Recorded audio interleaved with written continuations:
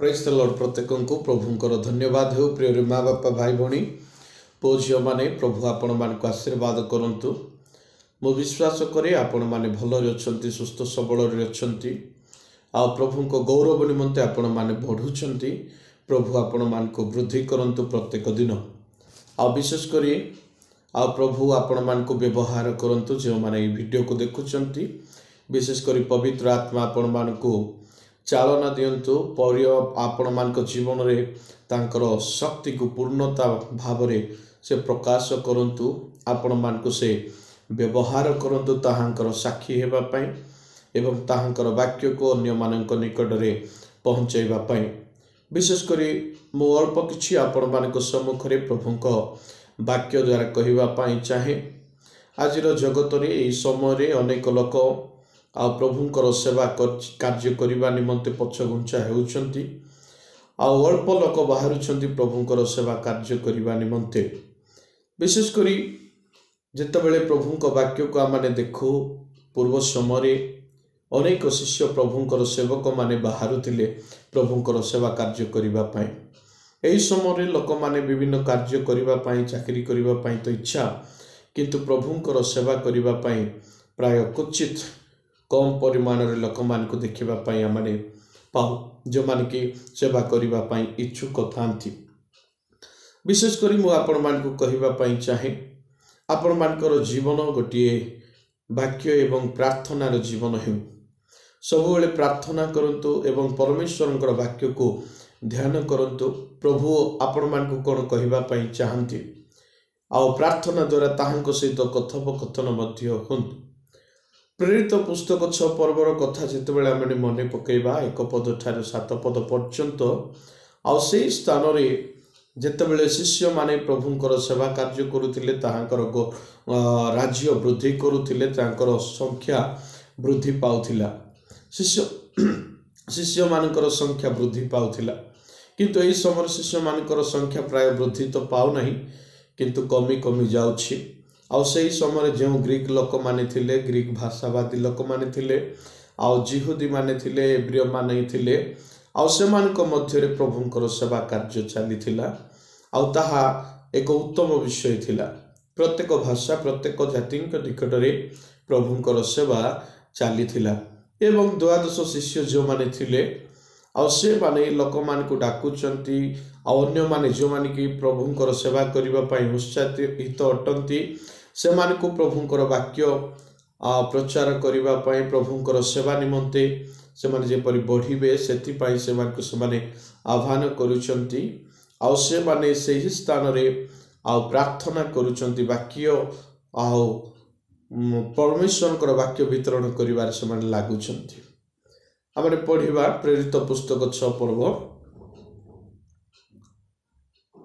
2 पद 3 पद एवं 4 पद को आमने देखिबा। से स्थान लिखा जाए, सेथिरे 12 शिष्य समूह निकट को डाकी कहिले, ईश्वरंकर वाक्य प्रचार परित्याग करी परिवेषण रे आम्भ मानकर व्यस्त रहिबा उपयुक्त नुहे।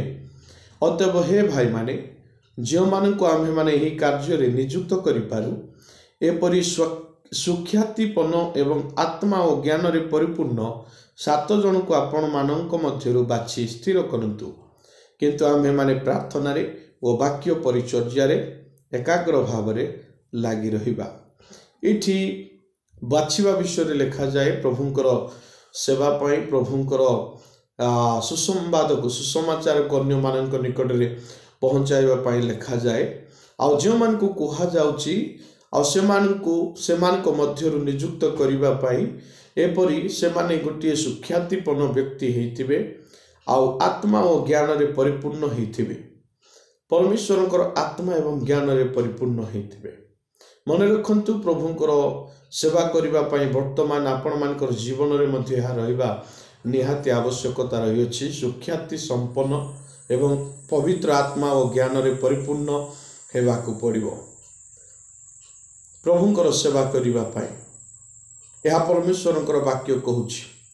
आउ से प्रकार लोक मान को मिलिबा पाई हेले, से प्रकार सेवक मान को बनेबा पाई हेले, आउ जो माने पूर्वर सेवक अछंती से माने प्रार्थना रे एवं वाक्य परिचर्या रे एकाग्र भाव में लगी रहिबा आवश्यक रही।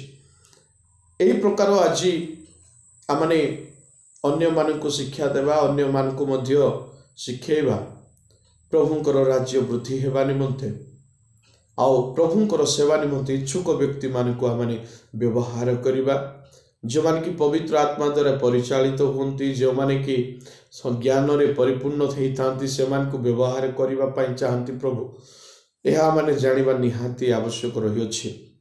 आ प्रभु से को बाछिबा पई चाहुचंती।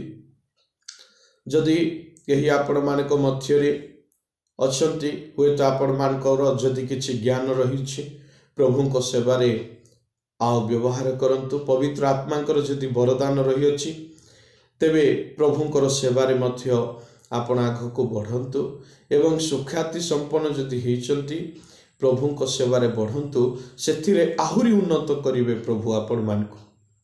एणु मने रखंतु प्रभुंक सेवा निमंते प्रस्तुत हुंतु। जदि आपण माने काहाको एमिति जानिचंती हाँ से सेवा कार्य करने निमंते उपयुक्त, तेबे ताहा निमंते प्रार्थना करंतु एवं ताहा सहित कथबार्ता हुंतु प्रभुंकर सेवारे बढ़िबा पाई। आमे आपण मानक निमंते प्रार्थना करिवु प्रत्येक दिन एवं अन्य मानकु प्रभुंकर वाक्य रे आमने आगु कढेई नेबु। एहा प्रार्थना करंतु आपण माने मध्य मन रखंतु आमने मध्य प्रभुंक सेवा करिवु, तत्सहित आपण माने मध्य प्रभुंकर सेवा करंतु। मु केवल उपदेश भली आपण मानक सम्मुखरे बाइबल को पढ़ी आपण मानक बुझेइली। मु आशा करी आपण माने बुझिचंती निश्चिंत रूपे।